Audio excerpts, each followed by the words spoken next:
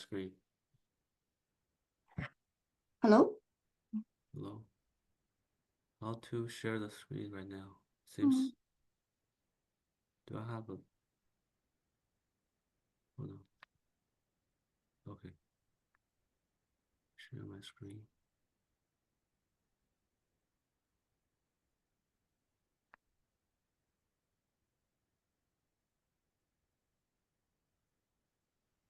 You can see my screen, right? Yeah. Yes. I think that's normal. Everyone Okay. should be able to join. Okay. Mhm. Great.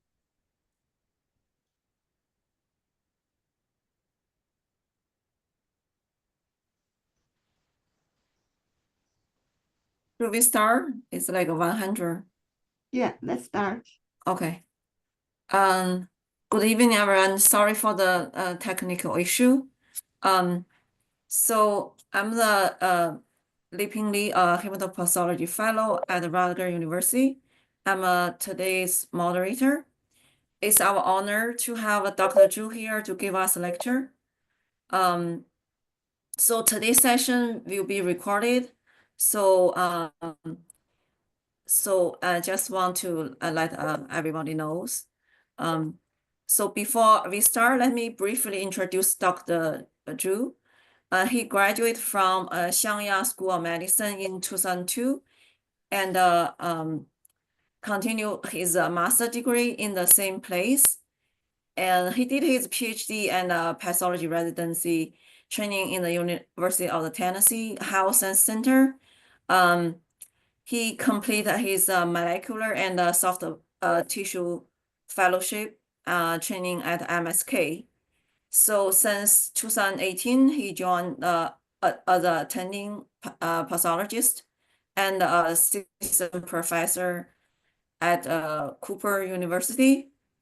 Dr. Zhu has published 33 peer-reviewed articles and 2 book chapters and 26 conference abstract and multiple session invited lecture.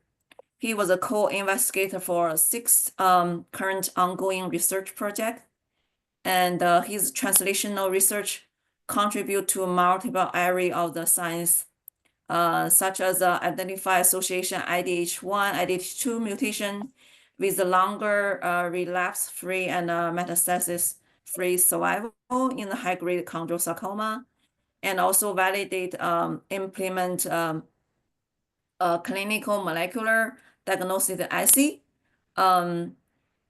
by the MSK Fusion solid panel for detection genetic fusion in the solid tumor, and more project. Beside his busy service, he also volunteered to review the bone soft tissue topic for the APCP board candidate. So welcome, Dr. Zhu, and the podium is yours. Okay, thank you, Libby, for your nice introduction. And thanks to Kappa for the opportunity to give a talk on this topic. So today's topic is undifferentiated pleomorphic sarcoma. Which is, I believe, one of the common morphology that you will encounter in surgical path. And this is a case. Today's talk is going to be a case-based discussion. So, which are actually what I have signed out in the past couple of years, and this talk is also a reflection on my thought on this WHO entity or this common morphology. Hopefully, you'll find it be interesting. At least what's kind of challenging for me a little bit while I'm working up these cases. Why it's not advancing? Okay. So I'd like to briefly talk about what do we think the WHO calls definition for UPS. So basically what they said is a subtype of undifferentiated soft tissue sarcoma. So in here, and occasionally can be in the bone. So here like 2 keywords. First is undifferentiated. So it has to be show no identifiable line of differentiation when analyzed by presently available technology. In our clinical practice, mainly as is talking about the like immunohistochemistry. Like you don't show any identify or diagnostic lineage.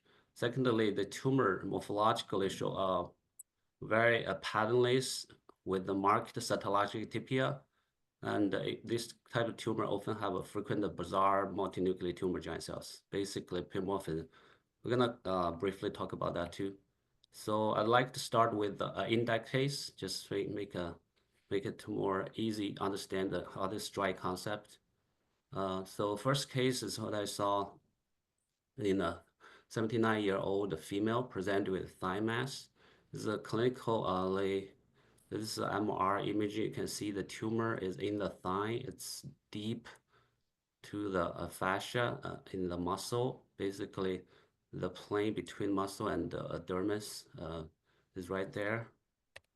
On the T2 enhanced image, like this is tumor enhanced, like easier to appreciate. Basically, relatively large mass in the extremity in a relatively old elderly patient. That's a common clinical presentation, most common presentation. And so that tumor was first biopsied. At low power, you can see this is a kind of a cellular tumor with kind of spindled cells at this power and a very fibrotic matrix. And you kind of see some cells are hypochromatic, but at high power, you can easily appreciate the tumors have a variable size. Some are huge, some are small, and the variable shapes, like mostly spindly. Some area you do see a little bit around or to epithelioid. And usually they are mitotically active, like this tumor. You can see that one mitotic figure. So this is what I meant by, or the WHO meant by pleomorphism. So usually when we encounter this kind of tumor, or people pathology tend to order a lot of stains. This is one example. I just made it up.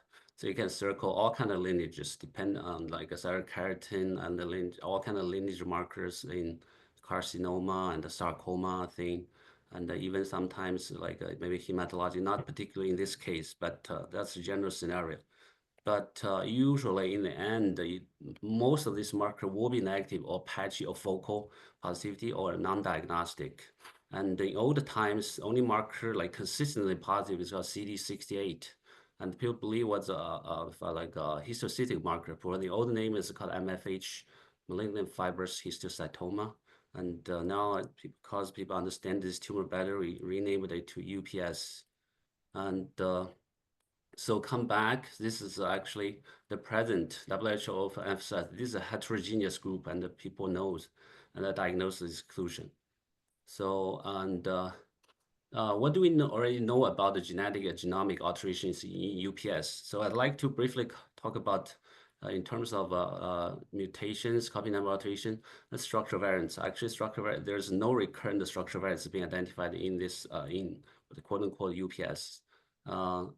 So in order to understand what the UPS at the molecular level, this is a cartoon or so schematic, a copy number plot on the, a log2 ratio of copy number of all the gene or the probes on the y-axis, and the x-axis is the chromosome.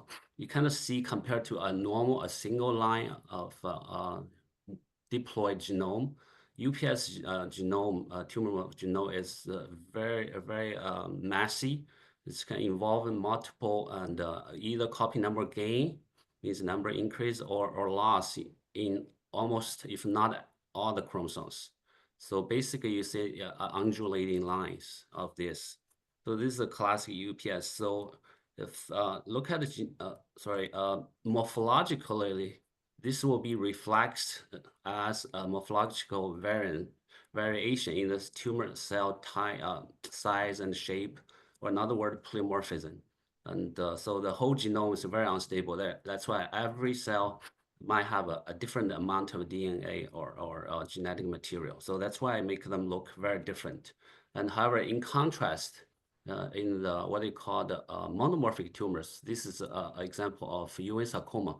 The cells look very similar to each other. So the size, shape are almost won't be identical, but very similar. So this reflects relatively stable genome. So most part is like diploid. So have with the small, at the most small number of copy number changes. So this is really divide the tumor into two different morphology. So UPS is the one of the pleomorphic tumor.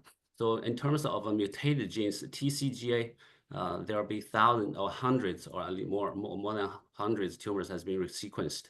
So among all the gene list, the highly recurrent gene mutation or copy number alteration include TP53.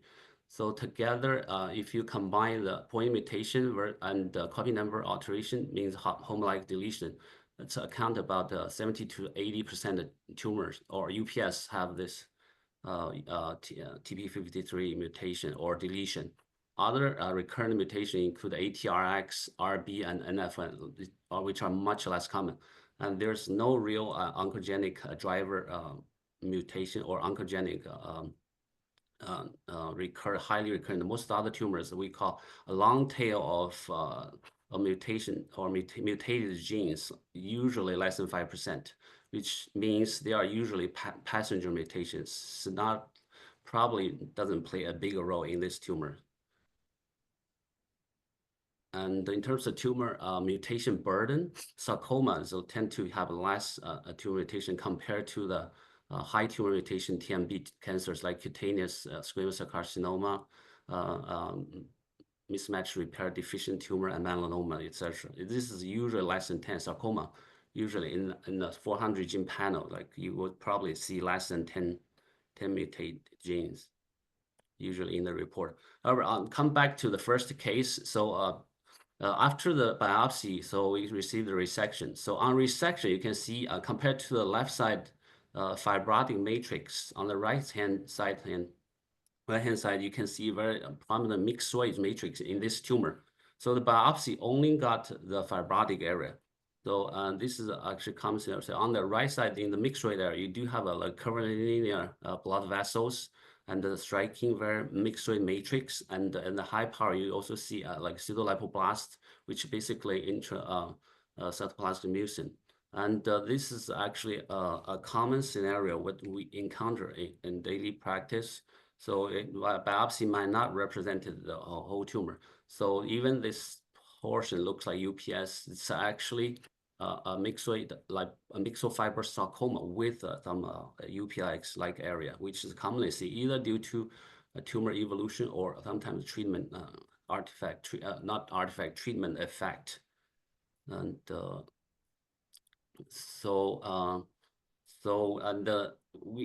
pathology already have made this observation, like the myxofibrous sarcoma have a lot of overlap, either clinically, morphologically, immunophenotypically, and genetically. And that's why, and this TCGA's publication in Cell about 8 years ago, they kind of make class UPS and kind of cluster with myxofibrous sarcoma. They both have tend to have a high copy number, but the low mutation number of mutations, somatic mutations.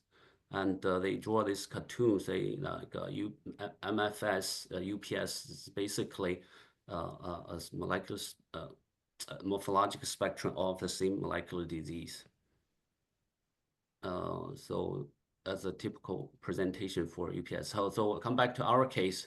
So this tumor, definitely read the textbook. So it's microcytostable, tumor mutation burden is low, and have a typical like a TP53 RB mutation as well as a few other mutations.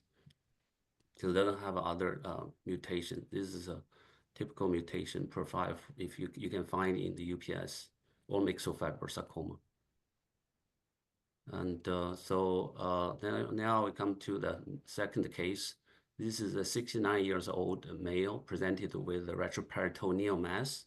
As you can see in this MRI image, a huge abdominal mass. It's actually pushing the kidney forward, and it's probably partially encasing this kidney in this image.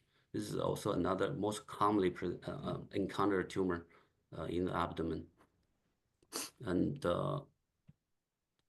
in terms of sarcoma, I mean, like on the resection, you can see on H&D, you can see this tumor again. It's kind of pleomorphic, hypochromatic, and spindly. That's Hi, basic. Mommy. Hi. someone talk? So, okay, this is basically quote unquote a pleomorphic spindle cell morphology. And we kind of tend to come back to immunohistochemical workup and to further characterize. And this tumor, however, is different from the first one, as this tumor is like strongly diffusely positive for MDM2. In so so I worked up, and in addition to MDM2, that means usually in many kind of cases can be focally positive, and other markers of keratin, other lineage marker will be all negative. And the fish was performed. This example, like the other red probes are the MDM2, and the green is the centromere control. So there's a amplification of the MDM2 gene. It's which basically it's so diagnostic in the retroperitoneal sarcoma in that morphology. This tumor particularly also there's some residual focal well-differentiated area, and you can see there's some fat, residual fat mixed with all these high hypochromatic atypical cells, which we already talked about like maybe 2 weeks ago. Another lecture. So you can see MDM2 highlights all these nice atypical cells, as well as some spindle cell in between, and some adipocytes too. So this is basically a dedifferentiated liposarcoma arising from background of well-differentiated liposarcoma with a UPS morphology. What I say? So genetic or genomic alterations in dedifferentiated liposarcoma is only it's different from real or quote unquote real UPS, or which because in technically by definition in the UPS you shouldn't have MDM2 or CDKN4 amplification. You can see almost all this dedifferentiated liposarcoma have this amplification or amplicon which usually include both genes, and occasionally can go further, like include the GLI1 genes. Like this can be all in the big amplicon. And the other mutations all occur at a low frequency, less than 5%. So usually passenger mutations, and with a lot of many other copy number alterations. Now we come to case number 3. This is a 77-year-old male presented with a chest wall mass around pacemaker, which is really odd presentation in my opinion. in the cases I signed it out. So as you can see, this is a chest X-ray. You can see this is a pacemaker, and a clinical picture like taken at his chest, a bulging mass around the pacemaker pocket. So on HND stain, you can see this is another like a spindle cell tumor, cellular spindle cell tumor. One thing is a little bit kind of unique is all this very fibrotic stroma. This power, and a higher power, you can easily identify a mitotic figure and variable size, shape, or pleomorphism in this tumor. And like I already talked about, this is a striking fibrotic stroma, very bright eosinophilic color. And this is another view at high power. You can see this very collagenous matrix, make you almost think like unmineralized osteosarcoma or something. And here's another, like probably a different type of cross section. You can see equilibrium epithelioid in another area. And for course, this kind of tumor has to be worked up extensively by immunohistochemistry. So you can see tumor is interesting. So you kind of have a weak patchy staining for many markers, including cytokeratin, and a few other really what you call lineage markers. And they're from focal positivity for everything. This tumor is weird. And of course, negative for a lot of other markers has been tested. And so the differential actually at the moment when I saw this tumor, basically what I said looked like, can this be actual osteosarcoma? And also the other morphology, very scrolling epithelial sarcoma is, can be seen like this. Our D-differential liposarcoma, any sarcoma with that morphology, the liposarcoma has to be considered. Well, can this be because of the chest, the age? Can this just sarcomatoid carcinoma, or we just call it UPS or others? So I really know what exactly you are gonna end up with. The immunophenotype is also kind of very murky or something. So one thing like you have to most useful is just dig in the history. So this patient actually had a history of grade 3 chondrosarcoma in the femur, and he had amputation about 6 years ago. So this is one image taken from his femur chondrosarcoma. You can see this chondrosarcoma with a lot of pleomorphic cell in middle with the chondroid matrix, and next to it is there's some bone formation. But at that time, that's before I never seen this case, but there wasn't really a de-differentiated component based on what I reviewed. And this is a different view. You can see morphology of chondrosarcoma better. And there's questionable, this area to me, it's more like a reactive bone, probably not de-differentiation of a chondrosarcoma. So in the textbook, what de-different chondrosarcoma is basically a biphasic tumor. Most of the common, like it's a high-grade sarcoma area next to a low-grade chondrosarcoma. So most of the common de-differentiated component is either UPS, like this, pleomorphic spinal sarcoma, or a high-grade osteosarcoma. So these are two most common type components seen in de-differentiated sarcoma. So before I will tell you our tumor, can our tumor be a de-differentiated chondrosarcoma? I'd like to briefly introduce what do we know about genetic changes in central chondrosarcoma. As you can see, in about 50% of the central chondrosarcoma will harbor IDH1 or 2 mutation. These are hotspot mutations, so it means they occur at a certain spot. These are oncogenic events. In addition to that, you usually have all this less specific, non-specific tumor suppressor mutation or deletions in CDKN2A2B, RB, or TP3, which is the most commonly mutated human oncogene or tumor suppressor gene. These are non-specific. IDH1, 2 is a relatively specific, of course, can be found on other cancers too. And that's why I wonder whether this is a differentiated chondrosarcoma that metastasize to a pacemaker pocket. So what I did basically just send this tumor for a PCR sequencing. As actually expected, this IDH2 hotspot mutation, which is R172S, was identified. So I remember what I showed you in the UPS sequencing result, or the common mutations. IDH1 is rare or never been found or not found in the UPS the entity. So which basically make me more confident call this metastatic de-differentiated chondrosarcoma to a pacemaker pocket.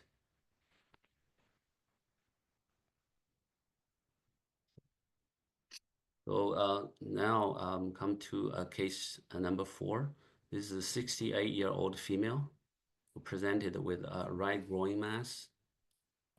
As you can see, this MRI image, and it's a T2 hyperintense involving the muscle or so tissue in the groin and also the dermis right there. That's about large dimension, 15 centimeter.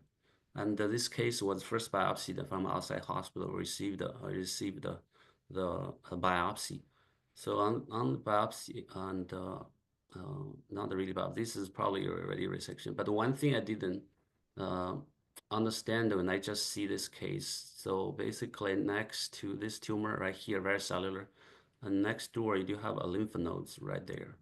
So retrospectively, we understand this better, why this case. So morphological, this tumor have a spindle cell area and a little bit, maybe a little bit round oval in different area.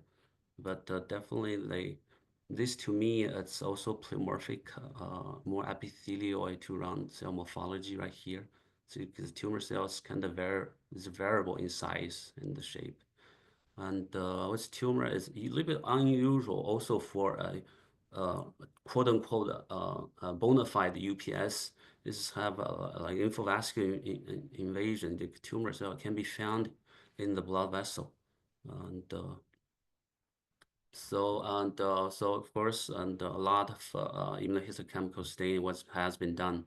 So this tumor is kind of positive B cell to down outside via C10 and C9. None of this are specific at all, and a lot of negative markers has been performed, of course, and the Ki6 are extremely high, and sounds like a very aggressive tumor, and I think some of the UPS can have this clinical behavior, but it's very unusual, I have to say, to be the least. And the outside pathologists believe this is a Ewing sarcoma, I guess, because of CD99, and they performed like EWSR FISH twice, because they keep come back as negative. And so that morphology is actually very incompatible to me to a Ewing sarcoma. But since that's kind of the outside pathology, I really believe I kind of tend to I ordered two tests. One is Archer, just to see if any RNA or translocation being involved to see better characterize this tumor. The other thing, the morphology, I remind me a little bit. Can this be MPNST, which loss of histone 3 K27 trimethylation is relatively specific marker, and but it's retained, and there's no translocation was identified by this comprehensive RNA sequencing or panel.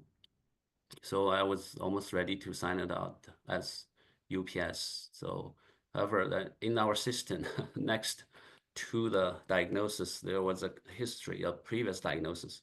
So the patient actually have a right posterior thigh skin biopsy 16 years back, and which is a malignant melanoma, clock level 4, and in the one lymph node. This basically it's the same site to the current tumor of the thigh. And there's also a small focus metastatic melanoma in the subcapsular sinus, which make me pause because everybody probably already heard dedifferentiated, undifferentiated melanoma. So can this be just be one of them? And so I went back, of course, added more melanocytic marker. Basically, all the melanocytic markers has been negative. So I had to just sign it out more generically, like call it high-grade malignant neoplasm. And there's also LVI, and so this is essentially in the lymph nodes. That explains why there was a lymph nodes next door. So and also interesting, the tumor. The surgeon find there's tumor right inside the intravenous. And so differential basically include undifferentiated metastatic melanoma versus really undifferentiated sarcoma or UPS. A strongly suggestion to do NGS sequencing. So before I tell you the sequencing result for this tumor, I'd like to briefly introduce what are the genetic alteration or mutation you expect in melanoma. So this is a table taken from WHO Skin Tumor 5th edition. You can see they kind of divided the cutaneous melanoma into a high cumulative sun damage versus low cumulative sun damage. So in the low, you expect usually have a BRAF V600E mutation or NRAS, but in addition, in the high CSD, you have a non-BRAF V600E mutation or NRAS or KIT. Other genetic alterations are non-specific, but commonly seen on the tumor, of course. And however, what we call this are like a big three in melanoma mutations, which is basically BRAF mutation, NRAS, or c-KIT. NF1 loss or deletion can be seen, or mutation can be seen, but this is non-specific, much less specific, can be seen in sarcoma too. These mutations, I would say, rarely find in, at least in UPS. And the oncologist is really excited. They'll just send me text messages. So that's expected. This tumor definitely showed a BRAF V600E, and relatively that's ATMB is slightly high. These tumors, I would say, in melanoma is probably on the lower end, and so that's why I went back as somebody probably knows there's an emerging marker for melanoma is a PRAME. This tumor is also strong diffusely positive, and so this is exactly this is the final diagnosis of metastatic undifferentiated melanoma in the inguinal lymph nodes disguised as a UPS. And what's interesting is 16 years of late onset or delay, and it takes up quite a long time to become a full-blown tumor again. And we also find an interesting consult like about that time in 2006. And I'd like to bring your attention to this landmark paper, and probably a lot of people have already read or heard about it. This is the title is called D-differentiated undifferentiated melanoma. They summarized 35 cases, and also proposed some criteria. And in their table, you can see, it's probably hard for you to read, but the initial diagnosis for all these melanomas, most of the common one, look at the name, like UPS, a lot of UPS. And like sometimes there are also some poorly differentiated, some even carcinoma or other even Ewing sarcoma, as this case was considered. So a lot of diagnosis can be rendered for this, and the melanoma could definitely have a lot of what they call plasticity in terms of differentiation. And also the interesting point is the time to D-differentiation. The D-differentiation or undifferentiated component can be synchronous or can be as long as 42 years. And in our case, it's basically 16 years. Okay, case number 5 is a 68-year-old female presented with a thigh mass. You can see the CT, this tumor, as writing on the and MRI, see writing on the cortex and involving both the bone and the soft tissue. That's kind of interesting morphology. It's like dumbbell shape, and so on the biopsy, I got this. The biopsy, you can see on the left side, you kind of see very cellular tumor, like a blue area. On the right side, there's a little bit of some kind of bone formation. I wasn't sure at that time, this really bone formation or reactive. It's probably more like reactive bone, but cannot be sure. Some of the characteristic feature in this tumor, you can see this spindle cell, and it's probably not marked pleomorphism, but probably moderate pleomorphism, I would say, with the fascicle formation. And here's like a nuclear palisading, you kind of see with, and the right side is this tumor have a lot of geographic necrosis, which is commonly seen in the MPNST, and but this tumor is involving the bone, so I wasn't sure at that time what this weird, unusual morphology with this location, with this clinical presentation. And this is one high power. You kind of see the spindle cells forming fascicles with some inflammation in the background. Of this day, like I said, moderate pleomorphism. And so the consideration is this, because of little bone formation, there's some kind of bone tumor, such as either a D-differentiated central osteosarcoma or other thing, and because there were a little bit bone formation and or other tumor or anything else. And SADB2 is kind of non-specific, kind of weak variable stains. MDM2 made me a little bit excited, but I thought that could be a central osteosarcoma or other osteosarcoma, high-grade osteosarcoma. And essentially, like summarize, this is pleomorphic spindle cell sarcoma morphology. Like I said, this is differential. This is UPS. UPS can occur in the bone too, or MPST, or like some kind of osteosarcoma. So a FISH and for MDM2 was performed, and which turned out to be negative, even there's some immunostaining. So I ordered this H3K27ME. You can see it's nice loss in the tumor cells, including all these weird giant cells. and nice internal control for the inflammatory cell or endothelial cells are positive. So this is a malignant peripheral nerve sheath tumor involving the bone. So I'd like to talk about it. Probably everybody already know this, but the H3K27M3 is a histone lysine 27 trimethylation. As we know, histone 3 is one of the octamer of nucleosome, where the chromatin wrapping around, and they form a heterochromatin and euchromatin at a different state. So there are a lot of proteins or enzymes involved in histone 3 lysine methylation, a lot of writers and erasers, and included in here. And PRC2 complex is one of the lysine 27 trimethylation writer, means the right methylation onto it. And with this trimethylation, this is a transcriptional repression marker or suppression marker.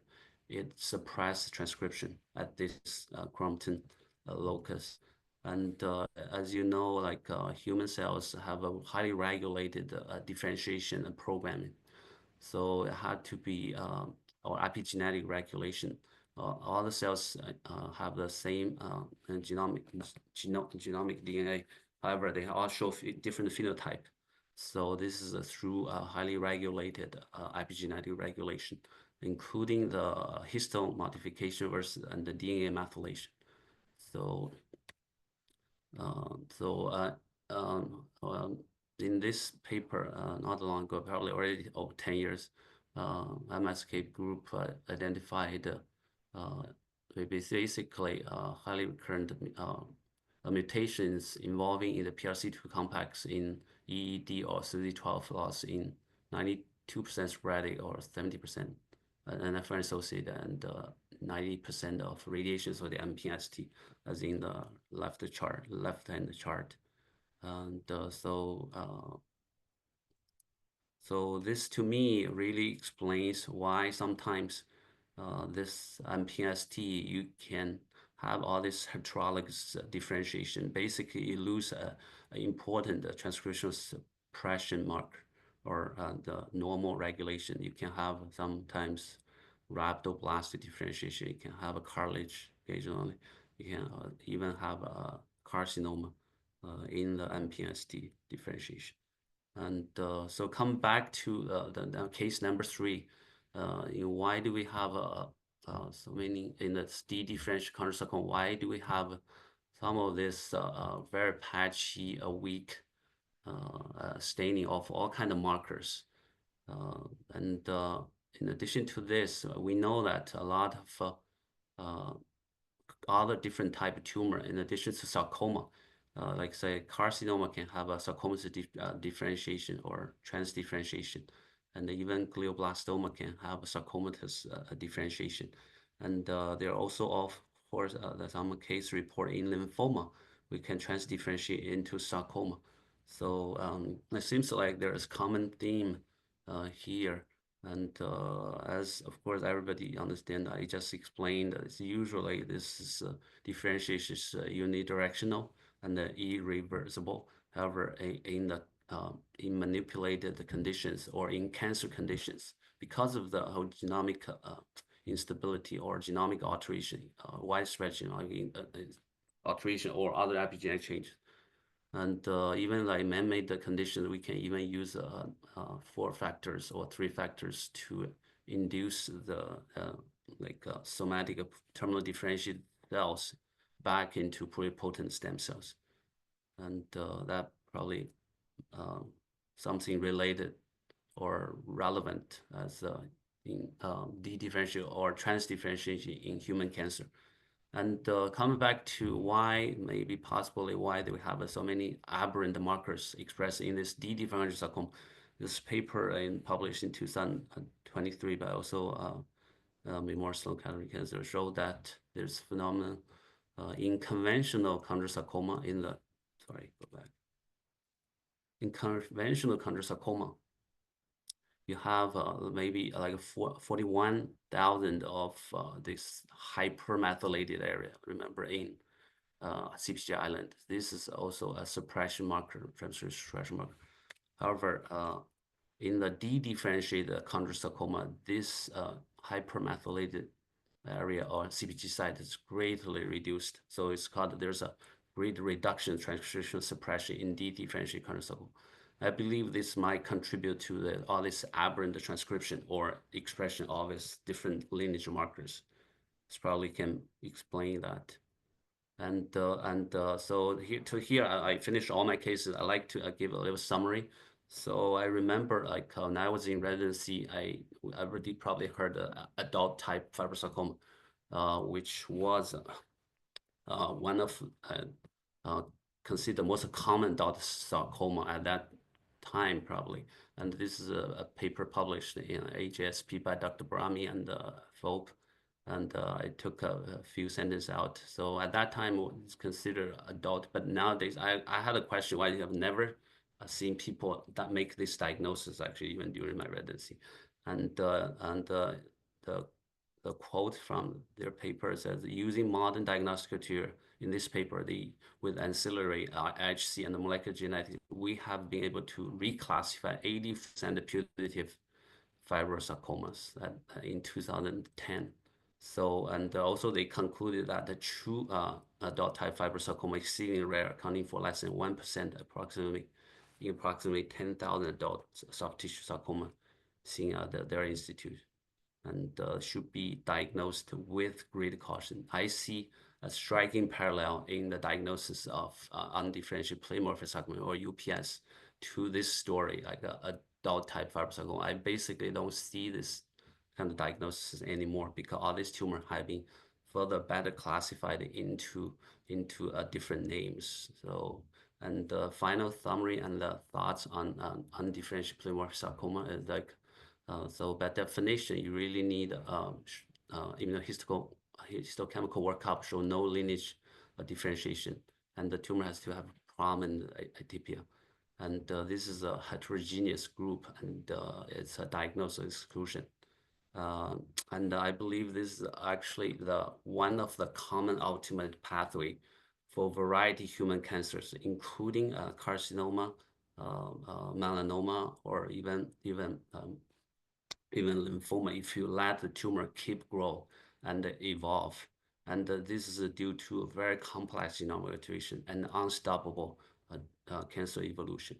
And sometime last message, definite classification can be very challenging, and even with molecular study, and sometimes probably impossible, even when the tumor really reaches the final destination. That's sometimes impossible to so you can call it UPS. So this is all my talk. Thank you for your attention on Sunday night. Thank you, Dr. Zhu. It's very comprehensive talk, including all the morphology, molecular IHC. It's very educational. Thank you. Yeah, Thank you all the audience anyone for has any for your questions. patience. You can type your question in the chat box. Question Q&A.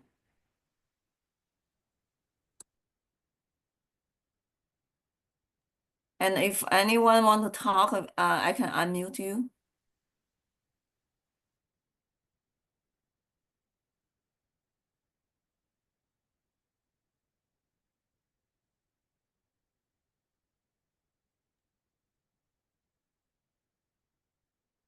Hey, Liping, I see someone raise a hand in the attendee list. Yeah. I will unmute. Hold on.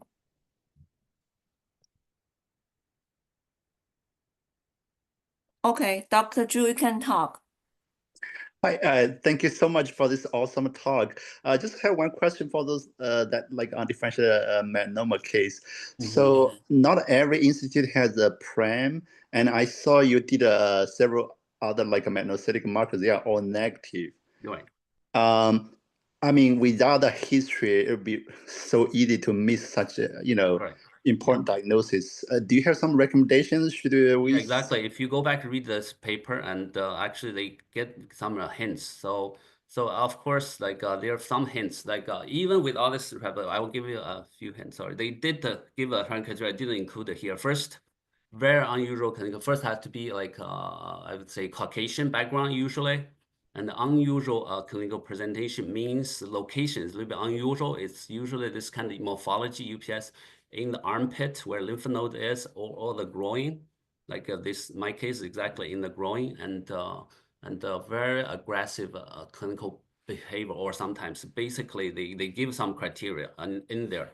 And in this kind of situation, if this kind of morphology UPS in the extremity and with other, I would say consider less likely, but even, and I think those are or intra-abdominal organs, like those are the unusual locations. That's what they listed. Also, what my observation is the same, like groin or armpits where lymph nodes are located, and internal organ like UPS morphology.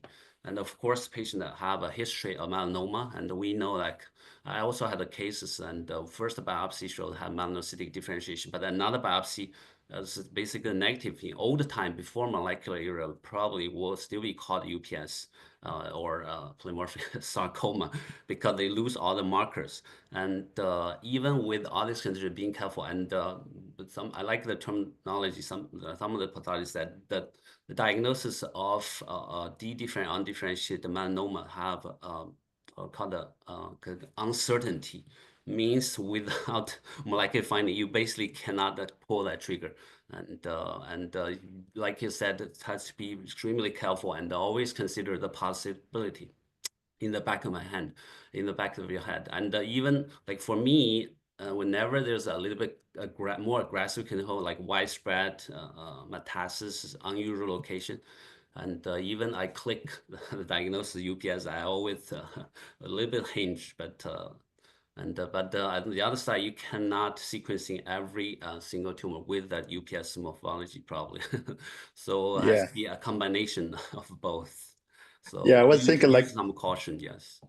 Yeah, I was thinking like a majority of the time when we, I think most people still think melanoma in their different diagnoses, but maybe just stop at like a S100, SOX10 as like screening marker. If they're negative, probably we would not think in that depth about this. Right, exactly. That's what I'm saying. Whether when it's all negative, but still at unusual anatomic location and unusual clinical presentation, I would do the sequencing. That's what I exactly do. I catched, I would say, many, not that many, but quite a lot. And in this kind of, even in patients, this patient had no pathologic diagnosis of melanoma, but probably going back, asking, they probably had some regressed melanoma history. Some of these patients. Recently, I had another one, like in the groin lymph node. The mutation profile is really even more characteristic, like the UV signature and the high mutation burden, and with this big three characteristic mutation. I see. I believe it's I would call like most underdiagnosed entity in surgical pathology because of this challenging the challenges, all these challenges basically. I see. Thank you so much. Thank you for your comment. Okay. We have 3 more questions. Can you read all? Okay, let me just open the 3. Is that under more? QA, okay. Let me open. So for low CSD melanoma, do you normally see both? This is more for derm people. So I'm not a dermatopathology or melanoma marker in RAS or just BRAF mutation. I cannot. Oh, Dr. John question. I cannot answer your question very well. I would just save it for someone else. All I can say is just if that by shows says so, it's probably true. And answer next question. Would the DNA methylation profiling be helpful for diagnosing UPS? That's a very good question. And I believe for many of them probably will be. And I actually have some cases and I couldn't further classify it, like in the bone UPS, and if the tumor, my experience or other people's experience, including I think methylation can be helpful in a lot of tumor that can be characterized with the current morphology plus histochemical or molecular findings. However, in those truly unclassified tumors, probably still doesn't help a lot. And in other words, it will be very helpful, yes. But the problem is there's no commercial lab can do this for you. My case has been sent to NIH, Dr. Miedner, who did this. Next case, just 2 cents. D different melanoma can be MDM2 positive. Yeah, that's a good point. Yeah, that's why I make it very hard. If you only look at the one marker, like MDM2, they can be sporadically happen. I agree, like MDM2 probably can be amplified in the different melanoma, but probably if you have a large panel of sequencing, you probably can have additional characteristic. So this is a pitfall if you only have a MDM2 amplification. That's true.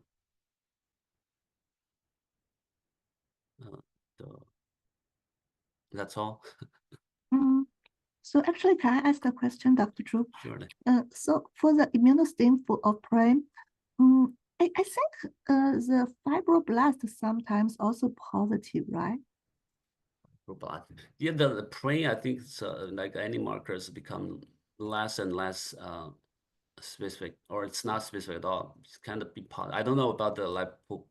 You said lipoblast or fibroblast? No, fibroblast. Fibroblast. Yeah, because I once had a case which is like patient has a history of melanoma and also like intestinal melanoma, and then they want to rule out if there's any like recurrent or metastasis. Then I didn't see anything specific, but I did some markers. Yeah. Only PRAME Gotcha. is positive, but in that case, I searched in literature. I think fibroblast also Can be stains. positive. Yeah, so like that case, I cannot claim anything. Like, so I'm just want to know if you get anything only PRAME positive, scattered positive, where you mention it, or nowadays, my retrospectively, I don't think you can really call it. No. Yeah. Well, because really PRAME is very non-specific. Only in, I think in my of course I don't say no melanoma, but only in if you know it's melanocytic lineage. Yes, probably very helpful. But without knowing the differential or lineage, you cannot make assuming it's melanoma. I see. Thank you very much. Many tumors can be positive for this. Yeah. And, so yeah, I got one more question. If there's no molecule available, would the BRAF V600E IHC be helpful for melanoma diagnosis? I think it will be helpful. However, the only challenge is, like I said, because of this big three or sometimes NF1, so only one, about maybe at the most 30% of tumor will be positive for BRAF. So if it's positive, helpful, but negative, we cannot exclude melanoma.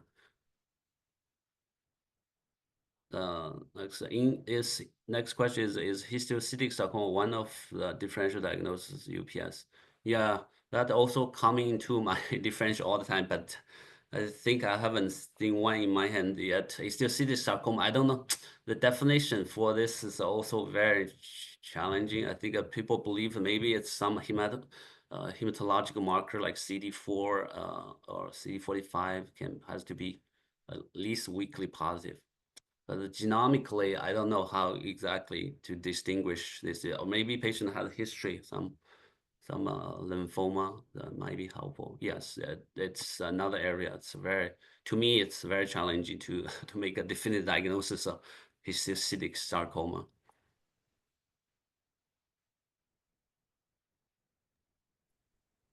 Okay, Dr. Zhu, I think you answered all the question. Thank you everyone for attending this lecture, and thank you for Dr. Zhu, the very nice topic.